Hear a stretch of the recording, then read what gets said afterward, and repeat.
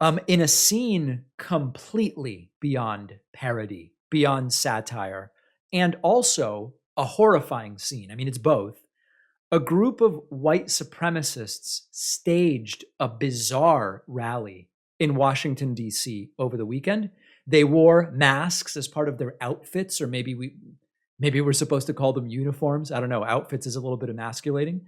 Um, and thanks to some kind of issue with U-Haul rental trucks, if you can believe it, some of them ended up being like stranded in Washington, D.C. for hours just based on poor planning. Now, of course, for me, the real story here is once again, look at how this group of protesters is treated by law enforcement and others compared to so many others at protests around the country. But we're going to get to that in a moment.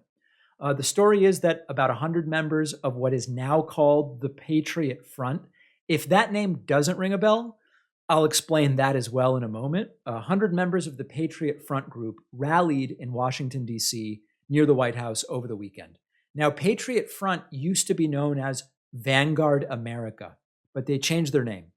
Why did they change their name? Well, because someone affiliated with Vanguard America murdered a woman in that infamous Unite the Right rally in Charlottesville, Virginia. So Vanguard America was tainted. Now they are Patriot Front. Okay. They were there chanting that they are trying to reclaim America.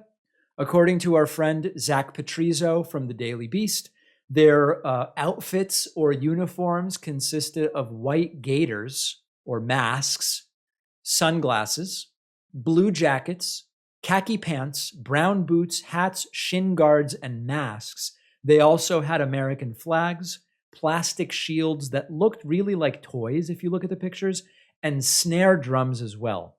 Now, how did police react? Well, police shadowed the group, apparently to prevent conflicts from starting.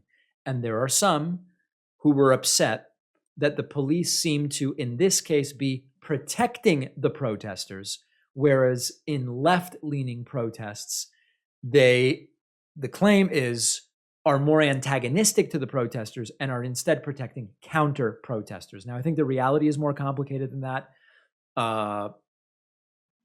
And there is much more that could be said about that.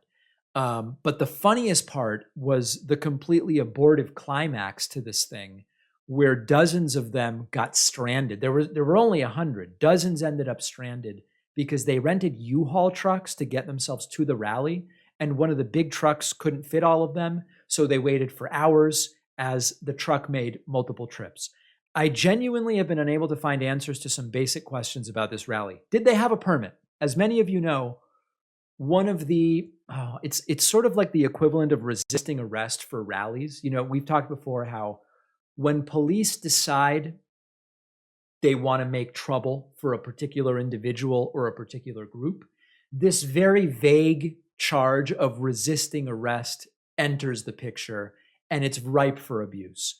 Along the same lines, when it comes to rallies or protests whose subject matter some don't like, it becomes, well, did they have a permit for the rally? I don't know the answer, whether they did or did not. Why were they allowed? Because remember, police were shadowing them as they were stranded because of the U-Haul truck issue, and the truck was going back and forth stuffed with these guys. Why were they allowed to bring masses of people around in U-Hauls, which have no seatbelts for each person in the back, no padding? It's against the law to do that as well.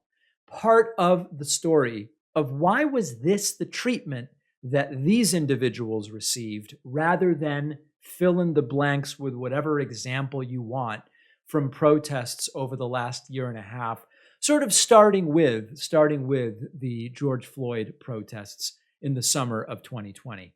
Let me know your thoughts. You can find me on Twitter at dpacman. And remember that we've got on December 14th at 6 p.m. Eastern Time, we will be doing the next David Pakman Show Viewer Town Hall. It'll be streaming live on the Pakman Live YouTube channel. That's the second channel, not the one that these clips are on. It's on the second channel, and it'll be next what is it, Tuesday? Next Tuesday. Tuesday, December 14th, 6 p.m. Eastern on the Pakman Live channel.